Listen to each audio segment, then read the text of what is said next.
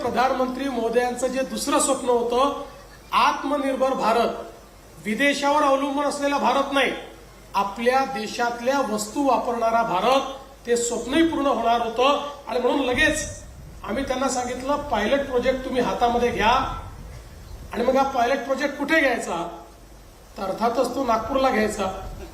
आणि मग नागपूरमध्ये कुठे घ्यायचा? तर तो सातनवरीला घ्यायचा. अशा प्रकारचा निर्णय आपण केला.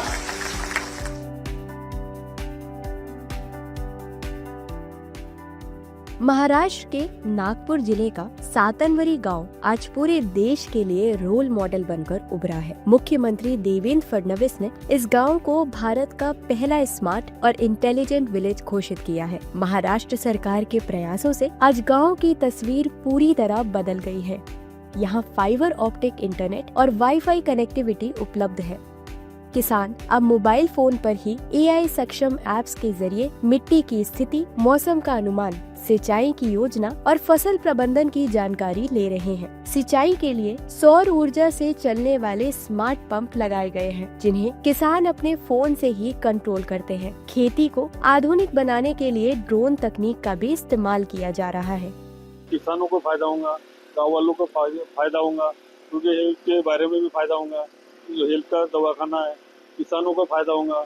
जो सेंसर लगे उनसे किसानों की उत्पादन ज़्यादा होगा. तो हम लोग यहाँ पर लेके आए हैं स्मार्ट खेती.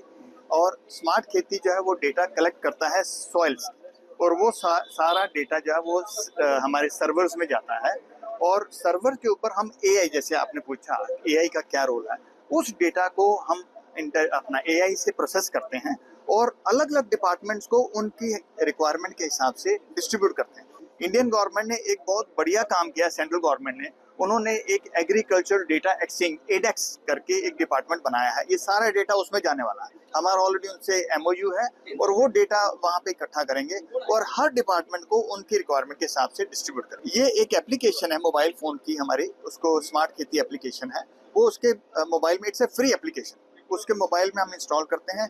उस मोबाइल के अंदर एक डैशबोर्ड आ जाता है. उस डैशबोर्ड में कई एप्लीकेशन है, वैल्यू एडेड सर्विसेज भरी पड़ी है. उसके सम 9-10 वैल्यू एडेड सर्विसेज है. उनमें एक है डैशबोर्ड. उस डैशबोर्ड में जो सॉइल से डेटा जाता है, उस डेटा को हम एनालाइज करके उसके ऊपर कर्व आ जाती है कि भाई आपका जो सॉइल मॉइस्चर लेवल है वो कम हो रहा है.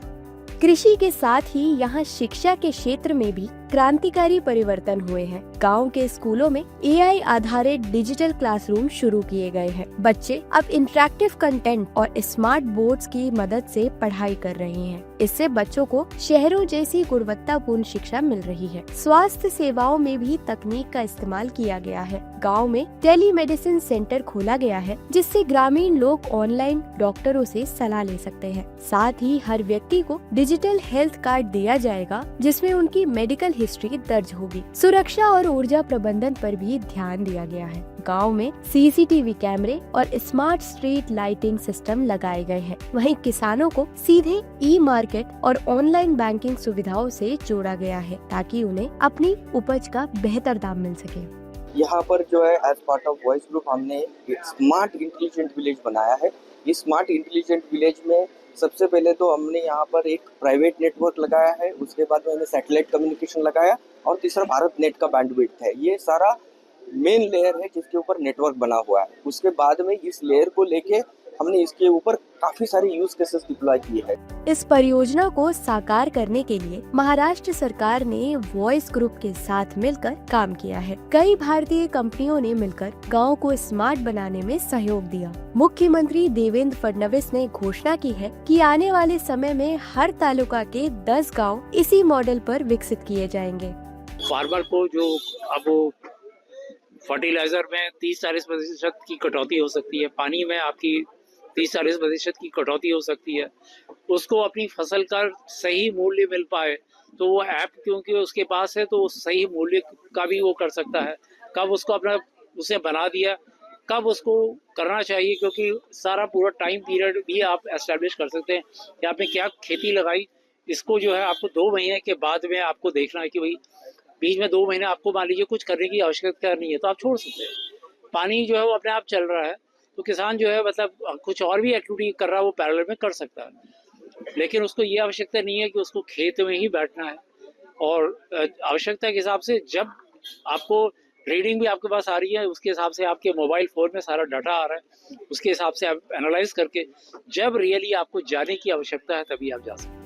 नागपुर अब तकनीकी क्रांति का केंद्र बन रहा है। सातनबरी गांव ग्रामीण भारत के लिए स्मार्ट विकास का मॉडल प्रस्तुत कर रहा है। Thanks for watching the video. If you like it, please press the like button, share your views in the comment section, and please subscribe to India News TV for more such updates.